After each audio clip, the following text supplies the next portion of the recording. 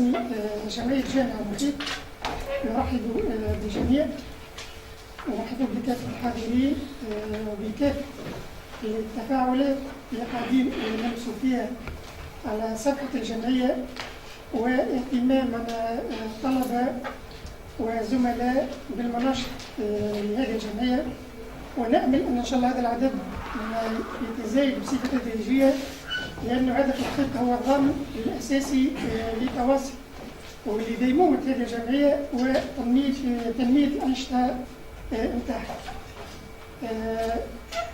نرحبوا كذلك معنا بكافة الضيوف السادة بليغ سويلم ممثل على الوكالة الوطنية للتحكم بالطاقة، نشكر معنا برشا الحقيقة، لأن كانت عندنا حقيقة تواصلات مع الوكالة الوطنية على المستوى الوطني، ولكن مع الأسف في آخر لحظة ما تيسرش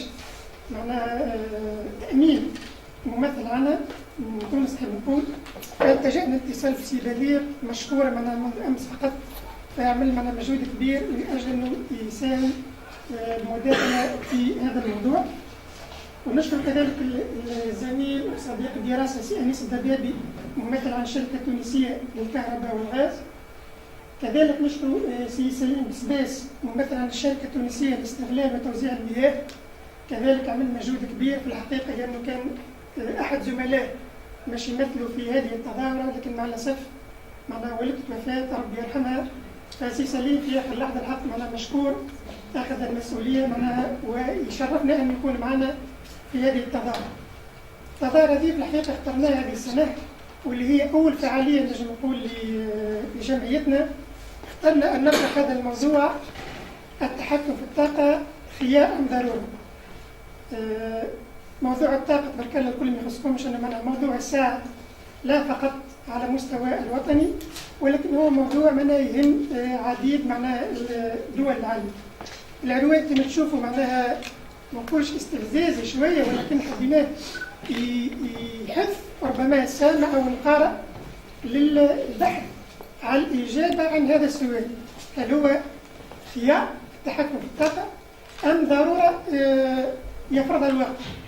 على كل هذا ان شاء الله باش يكون باش نقول البروبليماتيك، وهذه الاشكاليه اللي باش نطرحوها في هذه الندوه. فقط حبيت نقدم بايجاز شنو هي المشكله. الاشكاليه كما تعرف الكل ان على مستوى وطني هناك نقص حاد وكبير جدا على مستوى انتاج الطاقه. تونس ربما البعض منكم يعرف تقريبا منذ سنه 2004 تشهد عجز طاقي كبير اللي وصل تقريبا في سنه 2011 الى 700 كيلو طن مكافئ نفط. مكافئ نفط هذه هي وحده لقيس الطاقه، فيزيكمون سي فولي سي لينيرجي دو على كومبيستيون كيما نقولوا بين قوم دو واحد من النفط. كذلك مع الاسف بعد الدراسات تعرفوا اهم الحقول النفط اللي عندنا على مستوى وطني اللي هو حقل البرمة.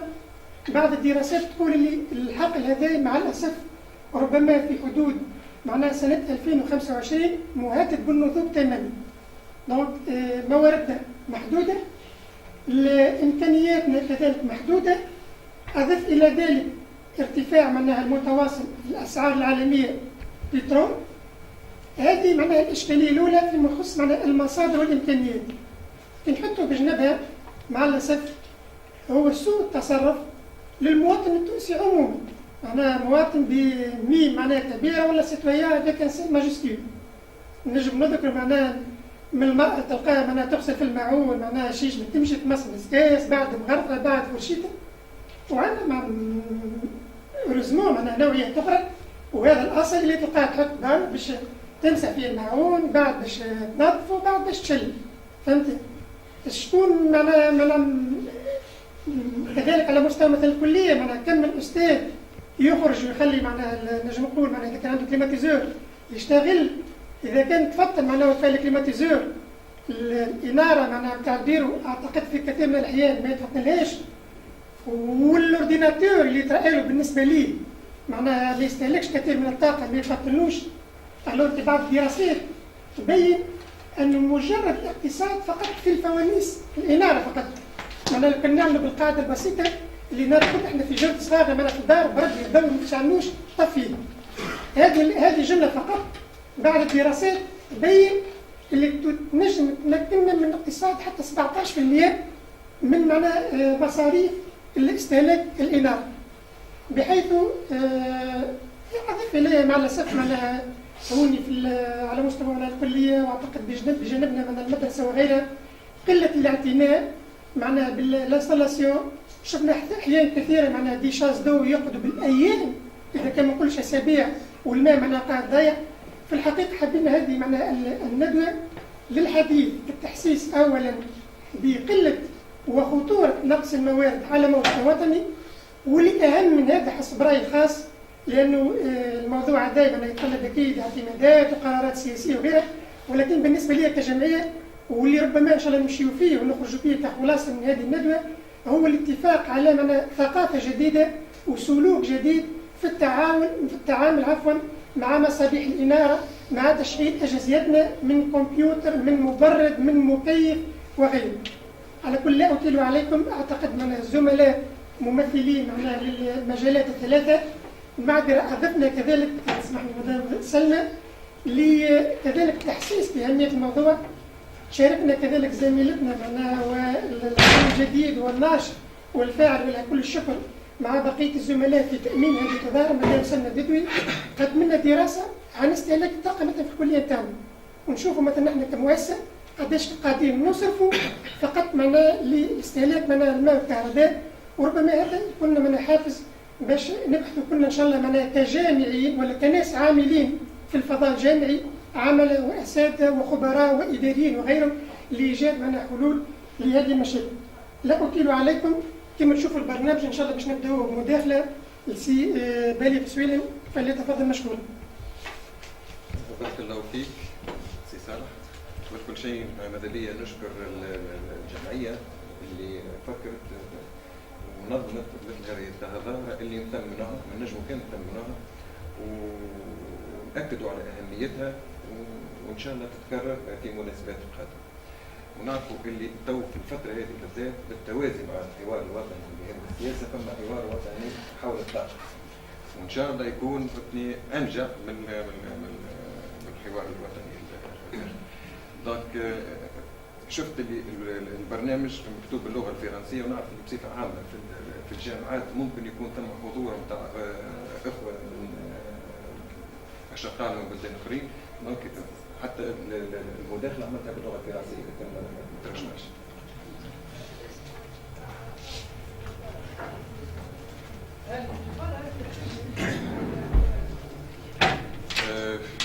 Je commence par me présenter, je suis Bedir Souil, je suis responsable de la direction régionale de l'ANME du centre. Donc on prend en charge tous les projets qui concernent la région du centre ou du Sahel si vous voulez, donc c'est Sousse, Monastir et Mahdi.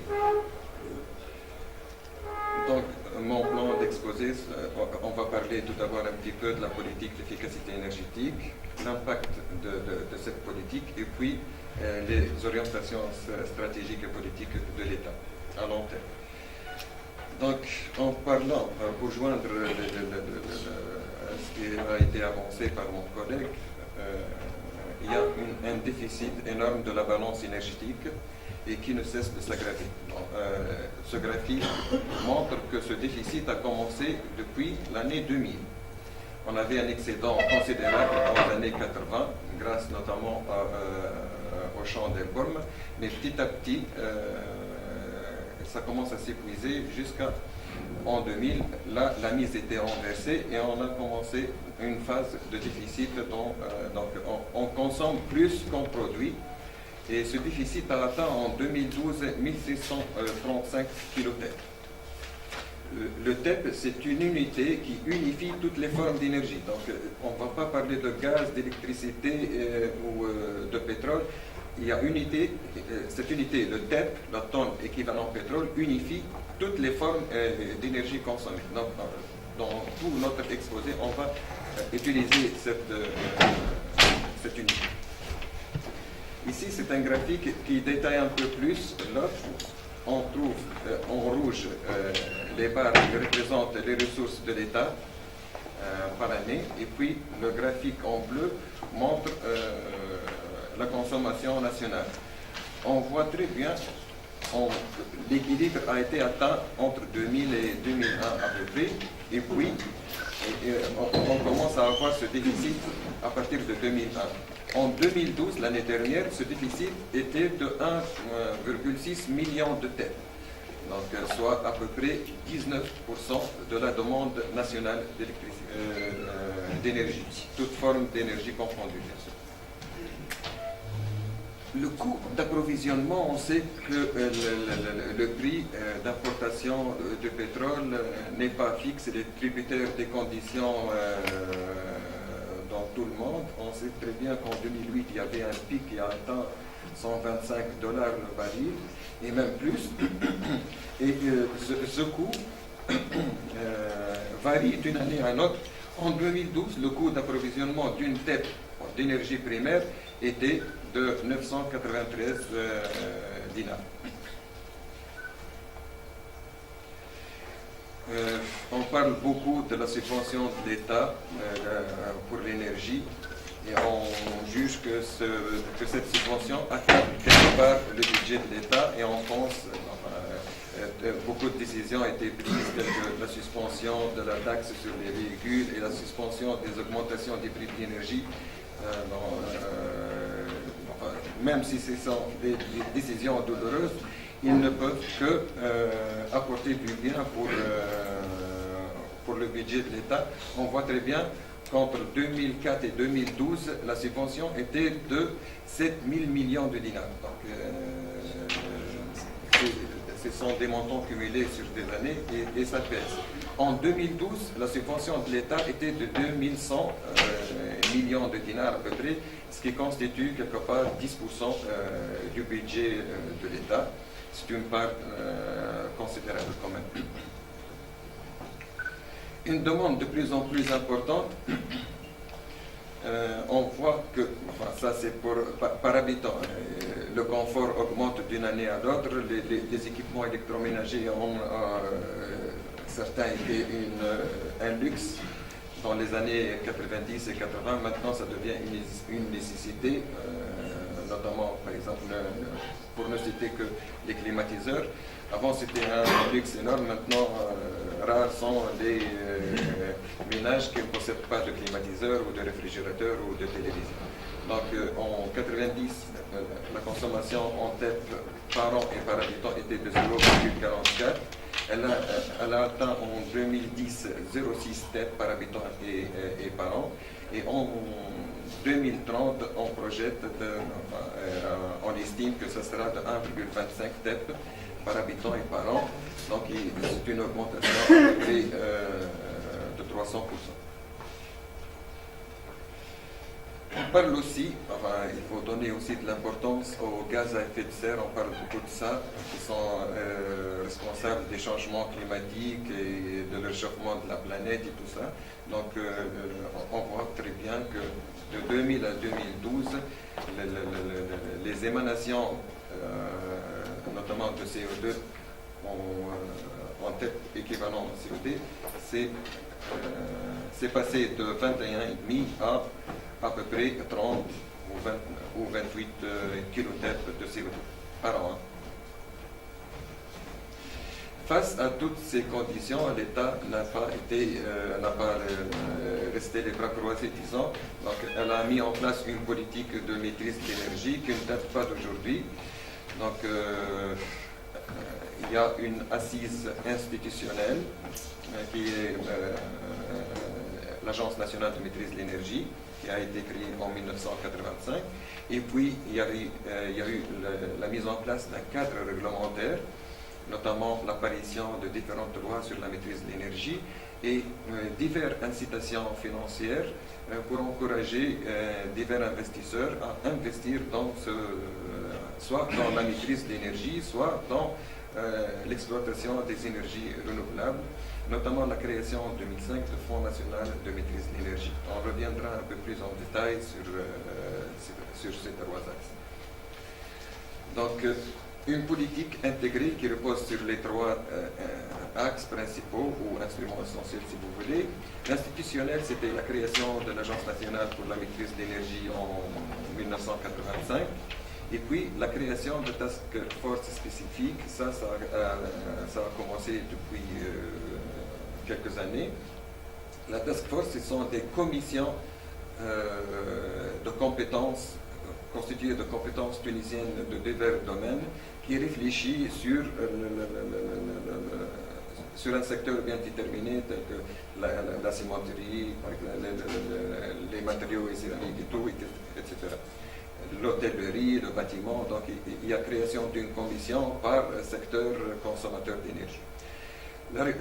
Tout ce qui est réglementaire, il y a l'initiation depuis 1987, il y a une promulgation d'une loi spécifique sur la maîtrise de l'énergie en 2004. Il y a entre-temps divers décrets, arrêtés et circulaires. Le financier, il y a l'introduction de la maîtrise de l'énergie dans le Code d'incitation aux investissements depuis 1993. Il y a l'octroi des avantages fiscaux aux équipements de maîtrise de l'énergie depuis 1995 et création du Fonds national de maîtrise de l'énergie depuis 2005. Donc, depuis 2004, la maîtrise de l'énergie est considérée comme une des priorités nationales dans la mesure où elle constitue un élément principal du développement durable et qu'il y a une relation étroite avec l'évolution économique et sociale et avec la protection de l'environnement. On trouve trois champs d'activité. L'utilisation rationnelle de l'énergie, et qui est définie par l'ensemble des actions qui permettent la réduction des quantités d'énergie consommées pour la production d'une unité de produit ou d'un service ou tout en préservant la qualité. Par exemple, nombre de kilowattheures consommés pour la production d'un kilogramme ou d'une tonne de ciment, par exemple. Ce sont des ratios spécifiques pour chaque secteur. Il y a aussi la promotion des énergies nouvelles et renouvelables, disons, l'ensemble qui est définie par l'ensemble des actions qui visent l'exploitation de toute forme d'énergie électrique, mécanique ou thermique obtenue par la transformation de l'énergie solaire, du vent, de la biomasse, de la géothermie ou toute autre source naturelle renouvelable. On parle ensuite de la substitution de l'énergie, qui est le remplacement d'une forme d'énergie habituellement utilisée dans un secteur déterminé par une autre forme d'énergie, lorsque d'autres considérations techniques et économiques ou environnementales rendent cette substitution avantageuse ou nécessaire. Par exemple, la SDEG mène une action de substitution de tout ce qui est fuel, énergie de fuel, par le gaz naturel, qui est une énergie plus disponible, moins coûteuse et plus propre. Il y a aussi, à côté de ça, des programmes. Donc, il y avait des programmes triennales entre 2005 et 2007. Suite à l'évaluation des résultats obtenus suite à ce programme, on rectifie le tir et puis on lance un autre programme. Après, on a eu le programme quadriennal entre 2008 et 2011. Et puis, maintenant, on est en train de mettre en place le plan mobile depuis 2010 et qui continuera jusqu'en 2014. Quels sont les objectifs de ces programmes? C'est la baisse de l'intensité énergétique de 3% par an, une économie d'énergie de 20% en 2011, économie d'énergie cumulée de 3,2 millions de TEP, intensité énergétique de 0,275 TEP par 1000 dinars de PIB. Et c'est en 2014. Les principaux textes de loi. La loi numéro 2004-72 de 2 août 2004 relative à la maîtrise de l'énergie, loi numéro 582 de 15 août 2005 portant création d'un système de maîtrise de l'énergie et la loi 2009-7 du 9 février 2009 modifiant et complétant la loi 2004-72. Je cite ces textes de loi parce que là-dedans on trouve divers réglementations relatives à la maîtrise de l'énergie et l'exploitation des énergies renouvelables. Les principaux textes d'application, ici on trouve le 2009-362, le 2005-2234, le 2009-2269, le 2009-2773 et le 2002-3232. le dernier définit les conditions de la mise en œuvre des projets de cogénération. Les obligations, donc, ce qui résulte de l'application de ces diverses lois et textes, il y a l'obligation des audits énergétiques périodiques pour les industries à partir de 800 TEP de consommation par an.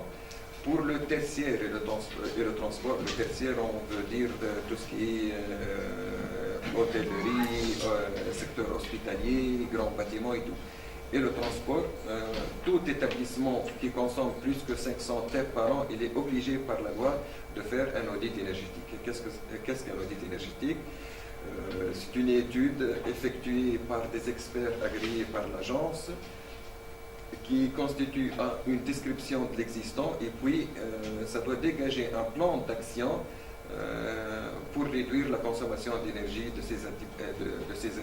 ces établissements.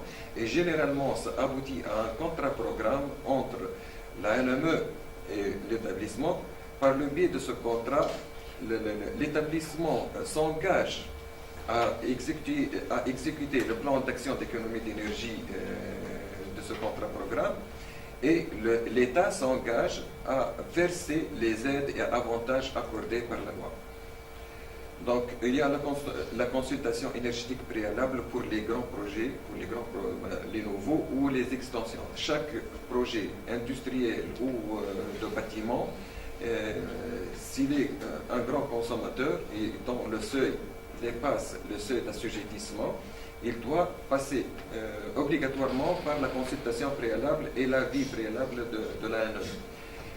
Donc, l'autorisation préalable du ministère chargé de l'énergie sur avis de l'ANE pour les projets de gros consommateurs d'énergie.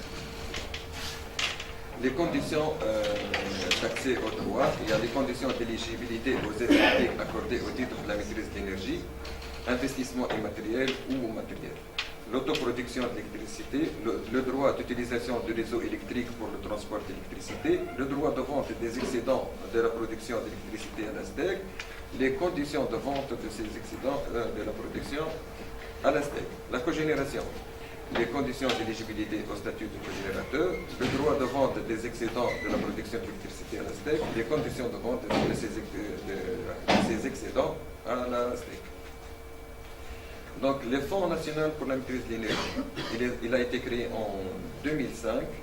L'ANME est désigné comme gestionnaire de ce fonds. Le Fonds national de maîtrise de l'énergie est alimenté par des taxes affectées et provenant de la taxation due à la première immatriculation de véhicules de tourisme, et puis la taxation due à l'importation ou à la production locale des appareils pour le conditionnement d'air, tels que les climatiseurs.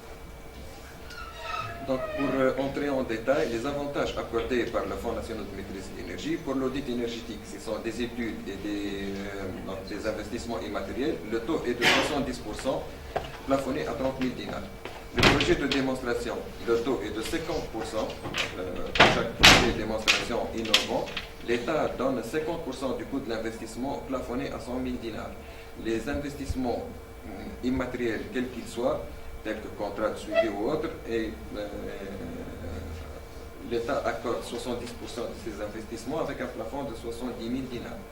Les investissements matériels, quels qu'ils soient, le taux accordé par l'État est de 20%, avec un plafond de 100 000 dinars pour une consommation inférieure à 4 000 TEP, 200 000 pour une consommation entre 4 000 et 7 000 TEP, et 250 000 pour des consommations supérieures à 7 000 TEP. Donc le plafond varie suivant la consommation de l'établissement.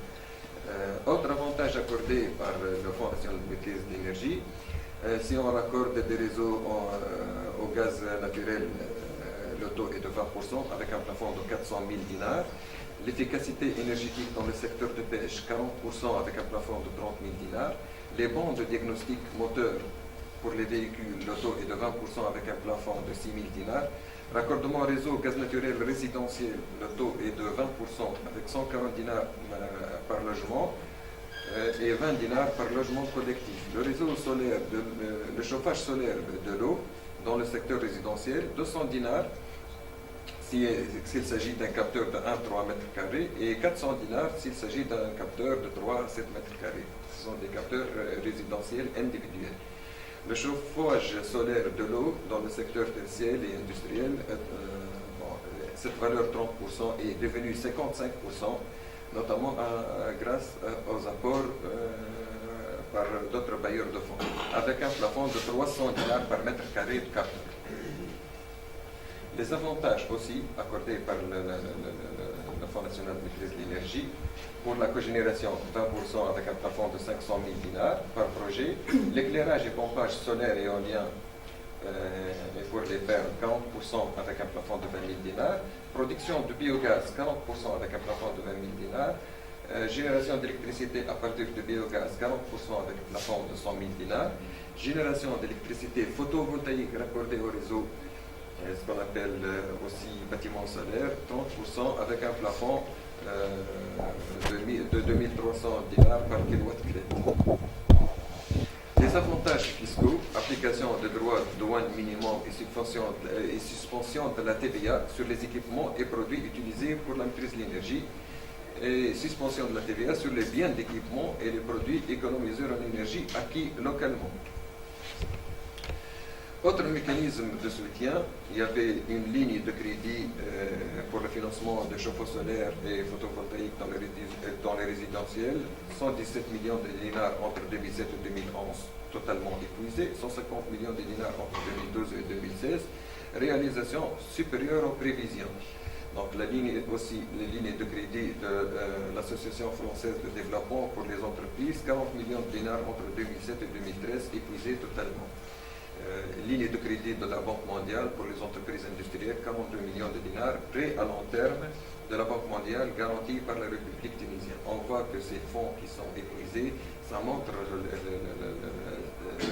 que les divers organismes dans la Tunisie donnent beaucoup d'intérêt au projet d'efficacité énergétique et d'énergie renouvelable. Maintenant, on voit l'impact de cette politique d'efficacité énergétique sur divers secteurs. On voit très bien que ça touche pratiquement toutes les activités consommateurs d'énergie, le bâtiment neuf, la cogénération, les lampes basse consommation, les réfrigérateurs, solaire thermique, éolien, hydraulique, ondes diagnostiques, éclairage public et tout. Donc, il y a un spectre très varié touché par cette politique volontariste d'efficacité énergétique. Maintenant, la contribution du Fonds national de maîtrise de l'énergie, il a participé à raison de 13% pour l'efficacité énergétique, 39% pour les énergies renouvelables et 48% pour la substitution énergétique.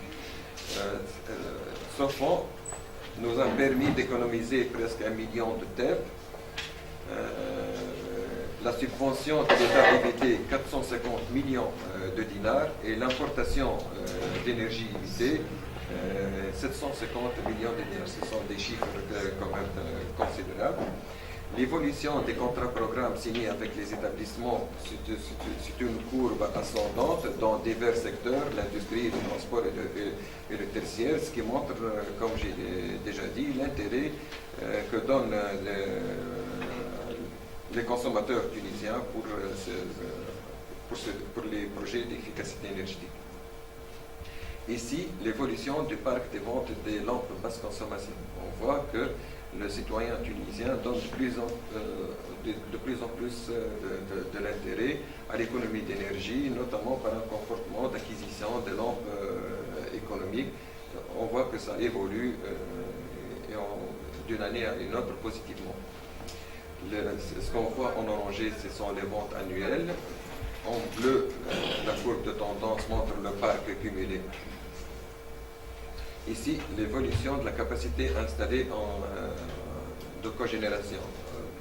Pour simplifier, la cogénération, c'est l'autoproduction d'électricité avec minimisation de pertes, donc l'exploitation de l'énergie thermique, au lieu de l'évacuer directement à l'air libre, on essaie de la récupérer pour des fins de chauffage ou de climatisation. Ici, on a l'intensité énergétique primaire, qui est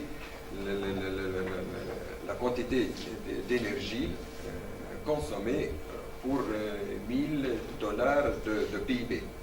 Donc on voit que la Tunisie en vert a une valeur de 0,31.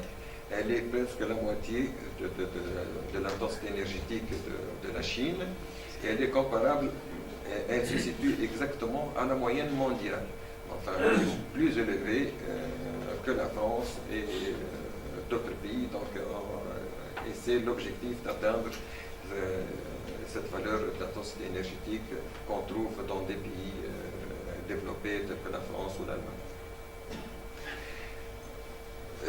La politique de l'État a essentiellement l'objectif d'accélérer la politique d'efficacité énergétique. Donc dynamiser cette politique, comment? Par des études prospectives.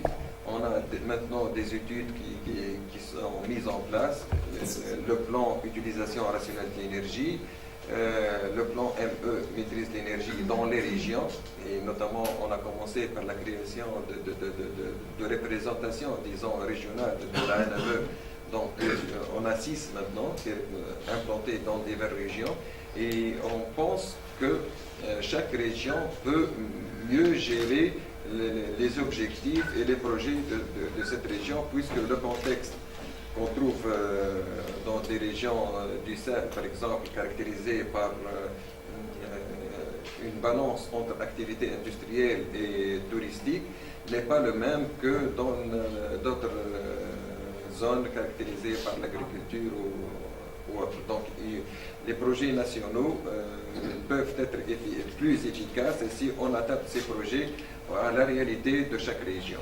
Donc, l'objectif aussi, c'est de créer de l'emploi, d'optimiser le mix électrique. Et il y a aussi le plan solaire tunisien qui était prévu de se lancer en 2010, mais malheureusement, ou heureusement, grâce à la révolution, certains projets sont maintenant en instance.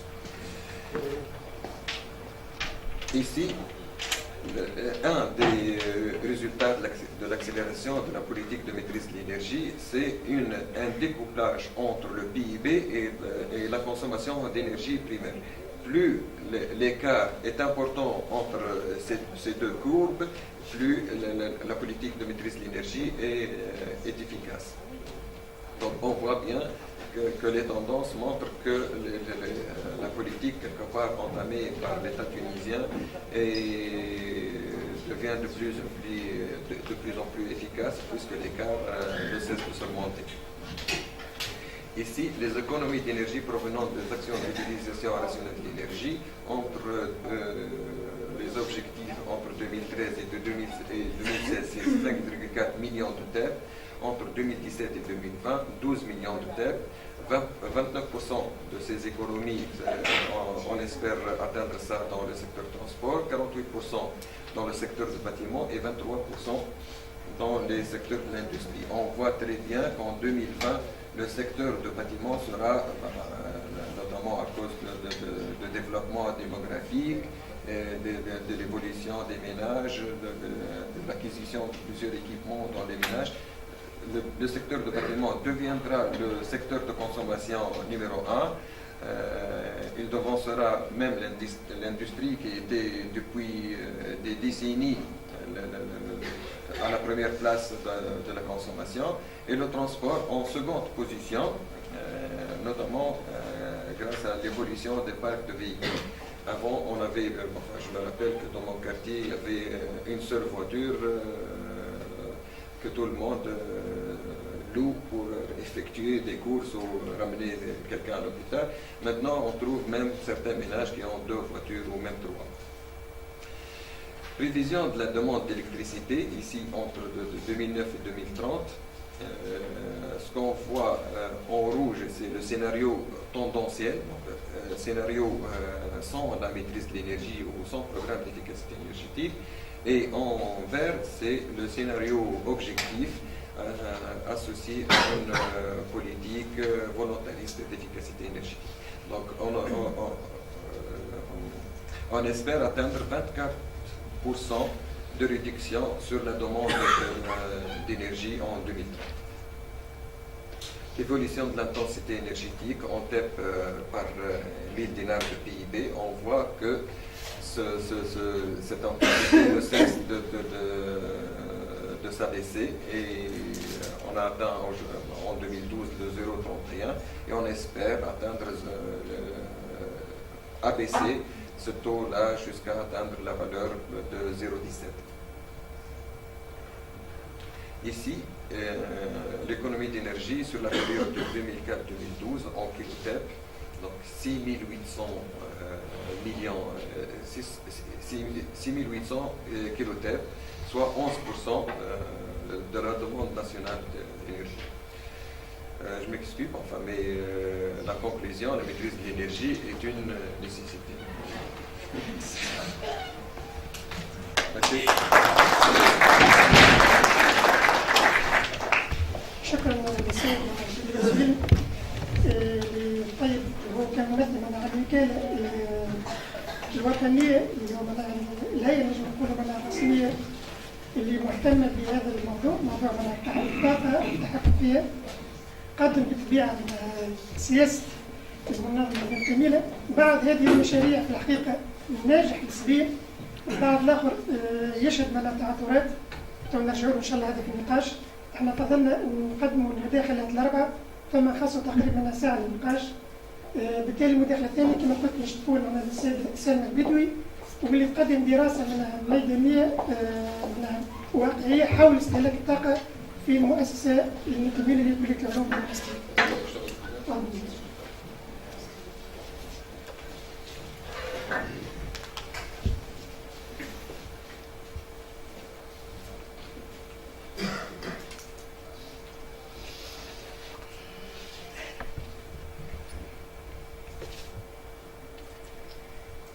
Merci César. C'est avec un grand plaisir et honneur donc, que je participe à cette journée devant mes professeurs, mes collègues et mes étudiants. Donc l'intitulé de ma présentation c'est « La maîtrise de l'énergie dans notre faculté, est-il un choix ou une nécessité ?» Donc je commence ma présentation par une petite présentation de la faculté en quelques chiffres. On fait ensuite l'état des lieux énergétiques de la faculté et je finirai par des conclusions et des perspectives. Donc la FSM a été fondée en 1977 en vertu de la loi numéro 81 de la même année. Donc le total d'effectifs humains de la faculté est d'environ 5537, se repartit en 4827 étudiants, 339 enseignants et 126 personnels techniques et administratifs. Donc, il y a quelques fluctuations par rapport aux années précédentes. Donc, comme vous savez tous, la FSM présente des formations en licence appliquée et fondamentale et en classe préparatoire, maths physique et physique-chimie. Elle propose aussi des formations en master professionnel et master de recherche. La FSM est aussi un pôle de recherche scientifique comportant 20 laboratoires et unités de recherche et 6 unités de service. Donc, voici le plan de la faculté. Plusieurs expansions et rénovations ont effectué dans la faculté. L'établissement comporte aujourd'hui environ 17 bâtiments. Donc sur cette grande surface et avec cet effectif, j'aimerais poser une petite question à notre présence, c'est combien vous estimez donc la facture annuelle énergétique de la faculté de sciences. Donc معناها الفاتورة تاع الطاقة تاع الضوء والماء والغاز في العام. J'aimerais juste que la présence essaye de répondre à cette question. Ça dépend. Une année. moyenne. Ça dépend. La gestion. Non, je veux dire la facture actuelle d'aujourd'hui. 300 000. 300 000 300 millions. 300 millions. Qui dit plus, qui dit moins. 700 millions. 700 millions. Toujours, c'est pas cher, ça serait une des mois, on n'a pas jour. Donc Voilà, on va voir la réponse tout de suite. Donc pour cette année, par exemple, le total des factures de gaz et d'électricité, c'est 200 727 dinars. Donc 200 مليون 722 dinars, effectivement. Donc c'est une somme très importante. Elle se repartit comme suit, donc environ 145 millions de dinars en électricité et en gaz naturel et 55 millions de dinars en eau. Pour 2012, la facture est pratiquement la même. Donc comme vous voyez, l'électricité seule est de 70% donc de la consommation du total de l'énergie. L'eau et le gaz naturel à 30% par rapport à l'énergie totale.